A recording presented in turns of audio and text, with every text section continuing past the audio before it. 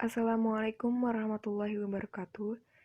Di sini kami dari kelompok 4 dengan anggota Ahmad Hafid Jilani, Dini Indriani, dan Oktariniasi akan menjelaskan tentang dua praktikum yaitu DAC atau Digital to Analog Conversion dan decoder.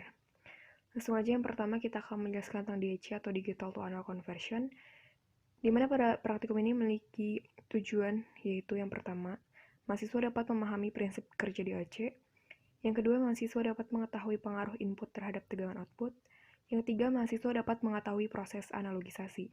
Langsung aja kita ke dasar teori, bahwa DAC adalah suatu perangkat elektronika yang berfungsi untuk mengubah sinyal digital menjadi sinyal analog.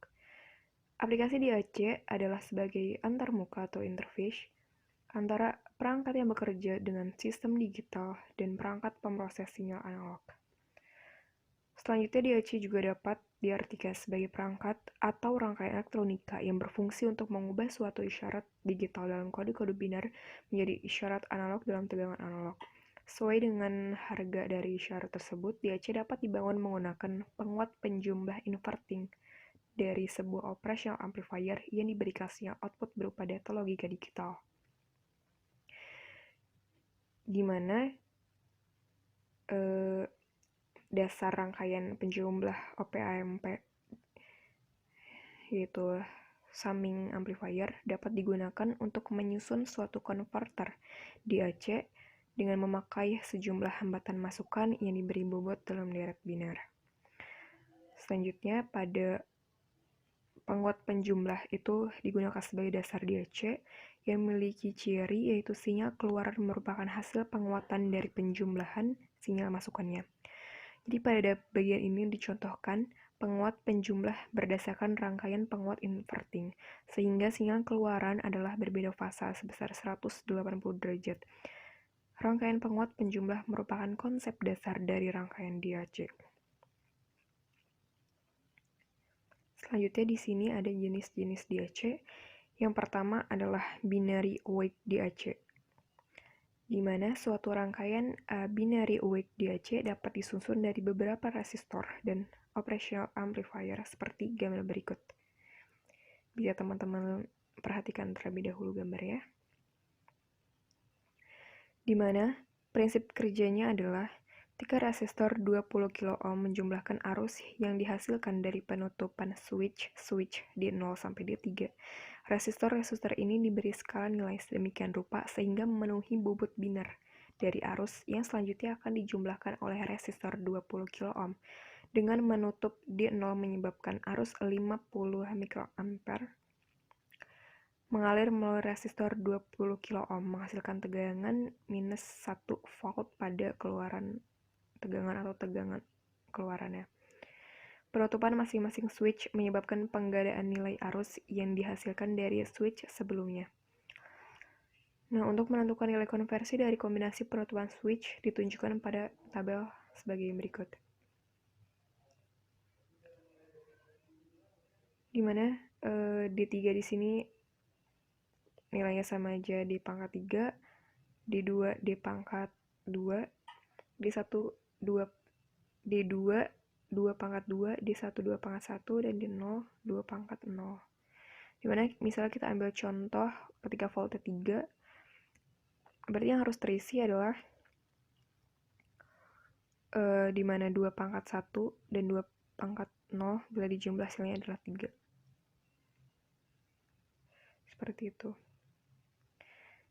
Lalu jenis yang kedua itu ada R per 2R dari DAC, di mana metode lain dari konversi digital to analog adalah jenis analog ini, di mana metode ini banyak digunakan dalam IC DAC.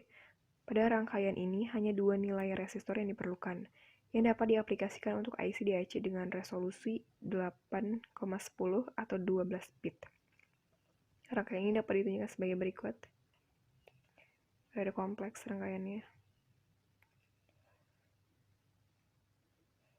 Di mana prinsip kerjanya saat informasi digital 4 bit masuk ke switch D0 sampai D3, switch ini mempunyai kondisi 1, di mana nilainya sekitar 5 volt atau 0 sekitar 0 volt. Dengan pengaturan switch akan menyebabkan perubahan arus yang mengalir melalui R9 sesuai dengan nilai ekuivalen binarnya. Sebagai contoh, jika di 0 sama dengan 0, di 1 sama dengan 0, di 2 sama dengan 0, dan di 3 sama dengan 1, maka R1 akan paralel dengan R5 menghasilkan 10K. Selanjutnya 10K ini seri dengan R6 sama dengan 10K menghasilkan 20K. 20K ini paralel dengan R2 menghasilkan 10K, dan seterusnya sampai R7, R3, dan R8. Rangkaian ekuivalen ditunjukkan pada gambar tersebut, di mana tabel output rangkaian ini berbeda dengan tabel yang tadi. Begitupun cara menghitungnya berbeda, bisa dilihat tabelnya seperti ini. Selanjutnya kita akan ke alat dan bahan.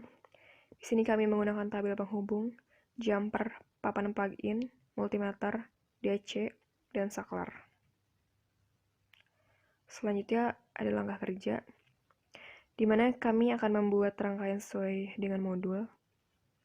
Yang kedua, kami memasang multimeter untuk mengukur tegangan output pada Vout. Lalu mengubah masukan A1 sampai A8 sesuai dengan tabel 1. Lalu amati dan catat perubahan tegangan keluarannya. Sekian dan akan dilanjutkan oleh teman saya. Oke, terima kasih Saudari Indri. Di sini saya akan melanjutkan presentasi mengenai praktikum DAC. Pada praktikum kali ini, kami memiliki 3 buah hipotesis. Yang pertama, prinsip kerja dari DAC adalah mengubah inputan digital menjadi keluaran analog, seperti pada tujuannya. Kemudian, yang kedua, semakin besar input, maka semakin besar pula outputnya, sehingga perubahan antar input dan output itu berbanding lurus. Kemudian yang ketiga, DAC dapat mengkonversi sebuah sinyal digital ke dalam sinyal analog dengan memberikan skala keluaran analog bernilai 0 ketika semua bit berlogika 0 atau low, dan nilai maksimum ketika semua bit berlogika 1 atau high. Selanjutnya yaitu praktikum decoder. Langsung saja ke tujuan praktikum. Yang pertama yaitu mahasiswa dapat mengetahui prinsip kerja dari rangkaian decoder. Kemudian yang kedua, mahasiswa dapat mengetahui fungsi dari IC 7447. Kemudian yang ketiga, mahasiswa dapat mengetahui aplikasi dari decoder itu sendiri. Lanjut ke dasar teori. Decoder merupakan rangkaian logika yang berfungsi mengkode ulang atau menafsirkan kode biner yang ada pada inputnya menjadi data asli pada outputnya, dan fungsinya merupakan kebalikan dari fungsi encoder. Suatu rangkaian logika yang berfungsi untuk mengkonversikan kode yang kurang dikenal manusia ke dalam kode yang lebih dikenal oleh manusia. Pengertian decoder adalah alat yang digunakan untuk dapat mengembalikan proses encoding sehingga kita dapat melihat atau menerima informasi sebagaimana aslinya. Fungsi dari decoder yakni mengubah kode-kode input BCD ke dalam output tampilan 7 segmen atau yang lainnya. Diagram dari decoder dengan masukan M sama dengan 2 dan N sama dengan 4. Setiap N masukan dapat berisi logika 1 atau 0. Ada 2N kemungkinan dari masukan atau kode-kode. Untuk setiap kombinasi, masukan ini hanya satu dari M keluarannya yang aktif atau berlogika 1, sedangkan keluarannya yang lainnya adalah berlogika 0 karena hanya bisa berisi 1 dan 0. Beberapa decoder didesain hanya keluaran low yang akan dipilih aktif, sementara keluaran yang lainnya adalah berlogika 1. Dari keadaan aktif keluarannya, decoder dapat dibedakan atas non-invert output dan invert output. Fungsi lain dari decoder adalah untuk memudahkan kita dalam menyalakan 7 segmen. Itulah sebabnya kita menggunakan decoder agar dapat dengan cepat menyalakan 7 segmen. Output dari decoder maksimum adalah 2N. Jika kita ingin merangkai decoder, dapat kita buat dengan 3 line untuk 8 line decoder, menggunakan 2 line untuk 4 line decoder. Sehingga kita dapat membuat 4 line untuk 16 line decoder dengan menggunakan 2 buah 3 line untuk 8 line decoder. Kan tabel kebenaran decoder. Silahkan dilihat dan diamati.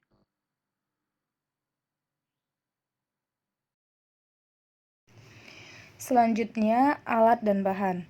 Adapun alat dan bahan yang digunakan dalam praktikum decoder ini, pertama ada project board, yang kedua jumper, yang ketiga LED 7 segmen, dan yang keempat IC 7447.